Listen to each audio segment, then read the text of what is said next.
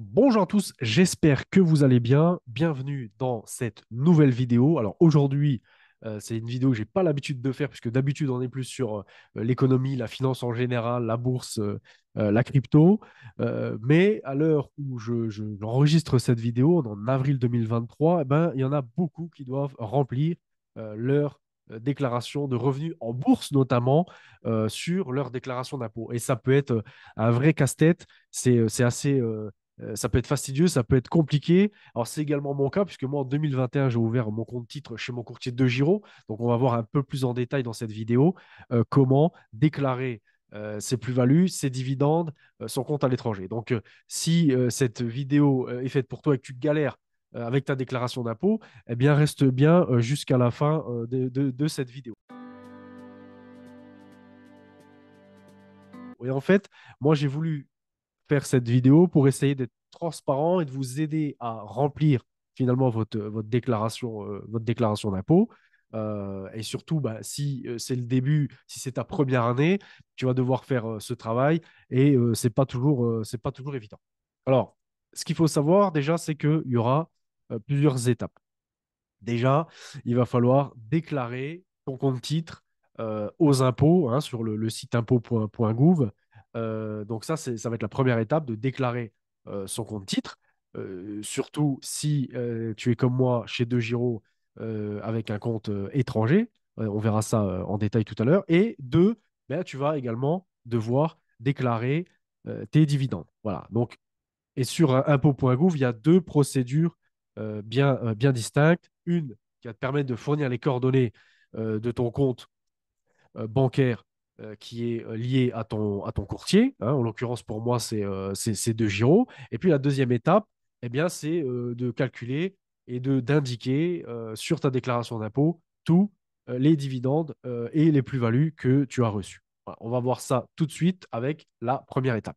On se retrouve ici. La première étape, si tu es sur ton compte titre de Giro, eh bien, tu vas aller dans courriel et puis tu vas aller dans documents, c'est marqué, donc courriel, document, rapport, contrat, frais et plus. Et là, tu vas télécharger le rapport annuel. Tu te retrouves donc ici sur le rapport annuel de Giro. Hein. Donc, tu vois, c'est bien mon compte et mon rapport annuel de Giro. Euh, et tu vas te retrouver ici. Donc là, tu as tous les pertes et les gains que j'ai fait, gains-pertes avec les dividendes que j'ai reçus de toutes les actions que j'ai reçues. Tu vois, je suis assez transparent. Et tu vas retrouver également dans le portefeuille eh bien, les pertes sur les cessions des valeurs mobilières et les dividendes bruts que tu as perçus. Donc moi, sur l'année 2022, tu vois, j'ai pas perçu grand-chose, 4 euros 51. Et on verra en détail un petit peu plus loin, plus tard dans la vidéo, sur comment les déclarer et où les déclarer. Alors, ce qu'il va falloir faire également, c'est renseigner ton numéro IBAN sur ta déclaration d'impôt et déclarer ton compte, finalement, ton compte étranger. Hein, puisque DeGiro, je te rappelle que DeGiro, il est en Allemagne et le compte va démarrer par DE. Hein, c'est comme ça que tu sais qu'il est en Allemagne. C'est l'IBAN va démarrer par DE. On va voir ça tout de suite. Alors, quand tu es sur ta déclaration d'impôt, hein, quand tu es sur le site impôt.gouv.fr, bien, tu vas valider il y a pas mal de clics à faire. Tu vas valider jusqu'à ce que tu atteignes l'étape 3 pour arriver à cet écran. Et ensuite, une fois que tu as l'étape 3, tu vas descendre tout en bas dans compte à l'étranger.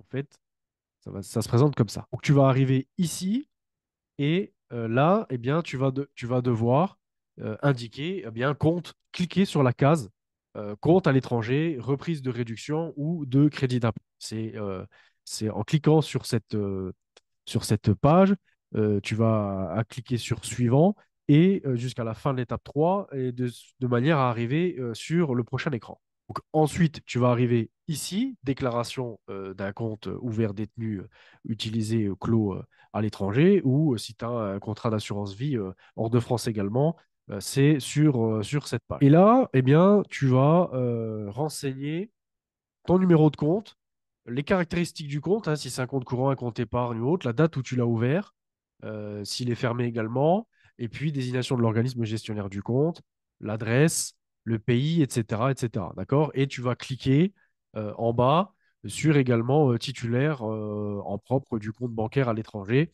si c'est toi qui es titulaire de ce compte. D'accord? Et tout ça, bah, il va falloir faire pas mal de jeux de clics puisque va falloir revalider des choses. Mais en attendant, c'est sur ce compte-là, c'est ici que tu vas déclarer bah, tous tes comptes que tu as à l'étranger, tous tes comptes étrangers. Hein, ton compte, si tu as un compte Revolut, si tu as un compte crypto sur Binance, si tu as un compte Wise à New York, ou ton compte titre, hein, etc., etc. D'accord? Donc, c'est là que tu vas remplir tes informations de ton compte pour déclarer eh bien, ton fameux ou tes fameux comptes étrangers. Hein. Donc, il va falloir jouer de quelques clics et arriver jusqu'à toutes ces infos. Voilà, c'est un peu fastidieux, mais c'est vrai que on n'a pas trop le choix. Il va falloir jouer du clic sur suivant. Et quand tu vas déclarer, enfin, quand tu vas être à la fin de l'étape 3, que tu vas descendre pour déclarer ton compte à l'étranger, hein, tu vas voir apparaître sur la gauche de l'écran cette fameuse, dans ta déclaration d'impôt, tu vas voir apparaître à gauche de l'écran l'annexe 3916 et 3916 bis, en fait. Hein. Et c'est comme ça qu'en cliquant dessus, tu vas pouvoir déclarer tous tes comptes à l'étranger. Voilà. Donc, quand tu auras terminé l'étape 3, à gauche, tu vas voir apparaître cette annexe, tu vas cliquer dessus, et quand tu vas cliquer dessus, eh bien, c'est là que tu vas pouvoir déclarer tous tes comptes à l'étranger. Voilà, donc ça, c'est la première étape pour déclarer son compte titre de Giro ou autre compte à l'étranger que tu as. C'est la première phase. Dans la deuxième phase, eh bien, c'est là que tu remplis tes dividendes. Voilà, donc tu l'as vu tout à l'heure. Je vais te remontrer, on va revoir le rapport annuel de Giro, puisque c'est là que tu vas remplir, grâce à ce formulaire, tu vas pouvoir remplir les dividendes que tu as payés. Alors, dans ce rapport, hein, c'est là les fameux dividendes, les fameux 4,51 euros. D'accord? Alors, où est-ce que on va mettre ces dividendes bruts perçus sur notre déclaration d'impôt? On se retrouve donc sur mon iPad. Donc, les dividendes, hein, tu vas donc une fois que tu as obtenu tes dividendes, eh bien, dans ta déclaration, tu vas renseigner les dividendes bruts dans la case 2DC. Voilà. Et là, tu vas renseigner les dividendes. Il faut savoir une chose, c'est que pour tous les dividendes que tu as perçus, d'accord, hein, de tes différents courtiers, eh bien, tu as déjà eu un prélèvement à la source qui a déjà été effectué. D'accord? Prélèvement à la source déjà effectué.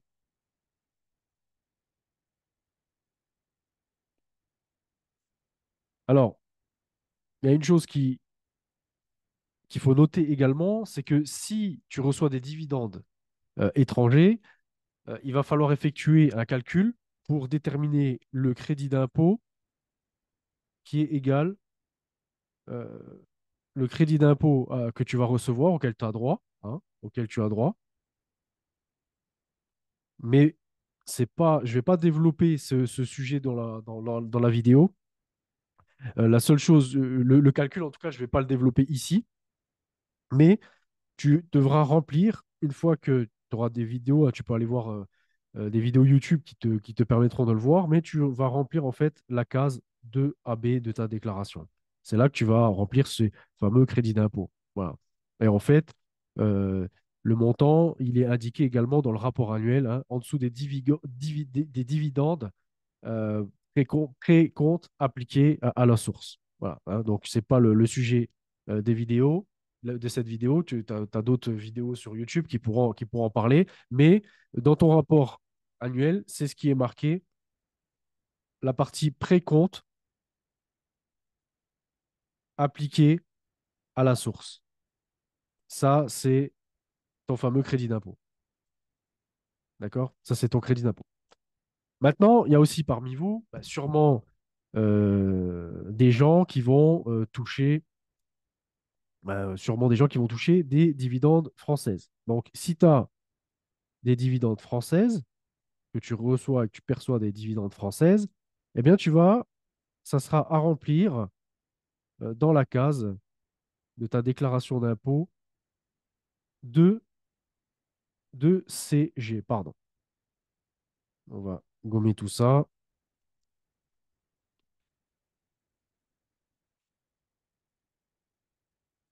Pardon.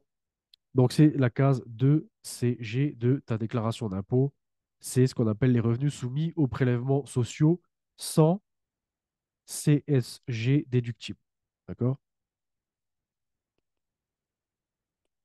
Et en fait, ici, tu vas faire quoi? Tu vas renseigner finalement le coût d'imposition sur les dividendes que tu as perçu en calculant 12,8% de ce montant. D'accord?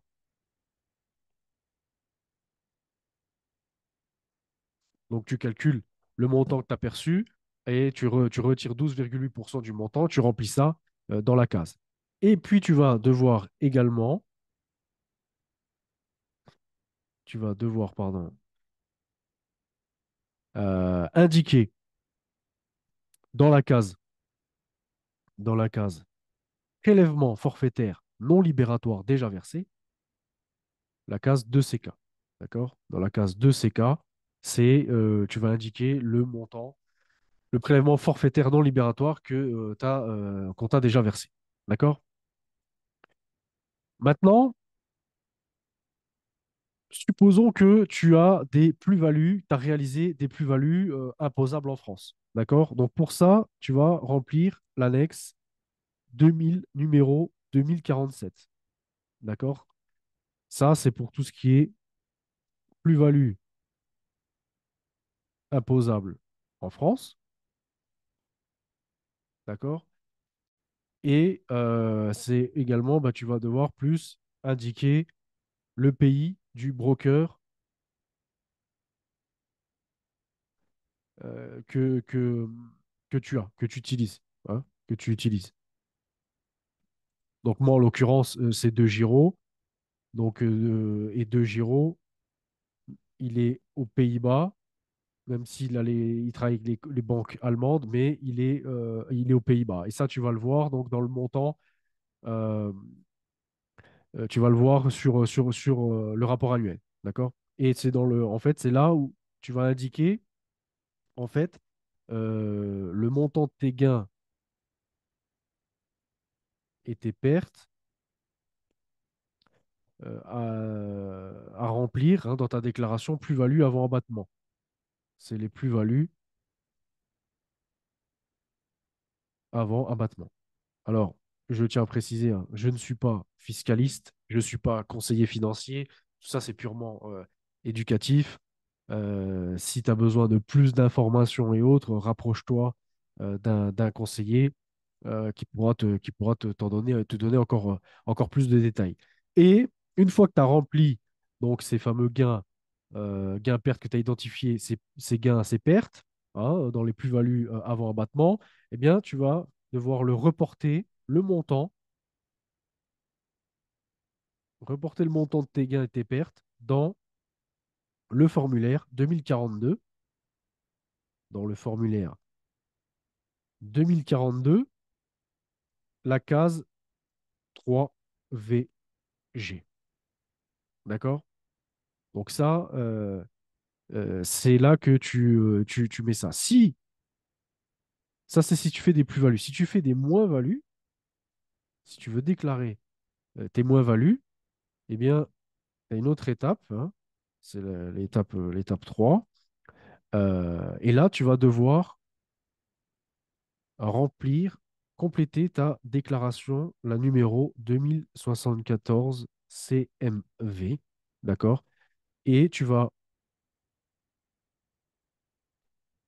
ajouter dans la case numéro 24 tes moins-values que tes moins-values de l'année que ton courtier t'a calculé, d'accord? Et tu vas le reporter dans le montant, hein, tu reportes le montant aussi dans le doc numéro 2042, case 3VH. D'accord? Donc ça, c'est c'est important. Donc c'est la case ou la ligne numéro 24. C'est pas la case, mais c'est la ligne. Ça doit être, c'est la ligne numéro 24. Voilà. Et sur l'année, alors si tu as fait des plus-values et des moins-values, si tu as fait les deux, si tu as fait des plus-values et des moins-values, il y a un document aussi qu'il va falloir remplir aussi. Tes plus-values, bah, c'est toujours le document, c'est toujours le numéro 2042 CMV, 2074, pardon. Là, ça va être le 2074 CMV, d'accord? Et tu vas remplir tes plus-values, tu vas les mettre dans la case numéro, dans la ligne numéro 21 de ta déclaration, d'accord? Ligne numéro 21 de ta déclaration sur les capitaux et plus-values, d'accord? Maintenant, il y a également un point, c'est si par exemple tes plus-values sont supérieures à tes moins-values. Et ça peut être le cas, hein. Donc si par exemple, si tes plus-values ils sont supérieurs à tes moins-values, d'accord? Tu remplis ça dans le formulaire, c'est le formulaire 2042, d'accord? Et tu vas faire le calcul de la différence entre les deux, d'accord? Donc il va falloir calculer la diff entre les deux.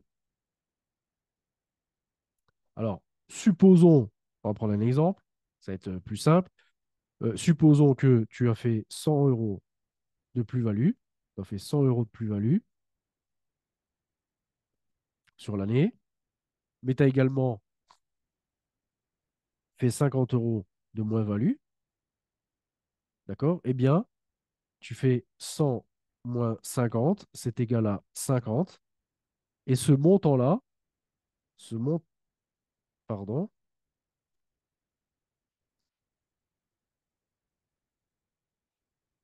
ce montant-là, c'est 50, eh bien, tu vas le renseigner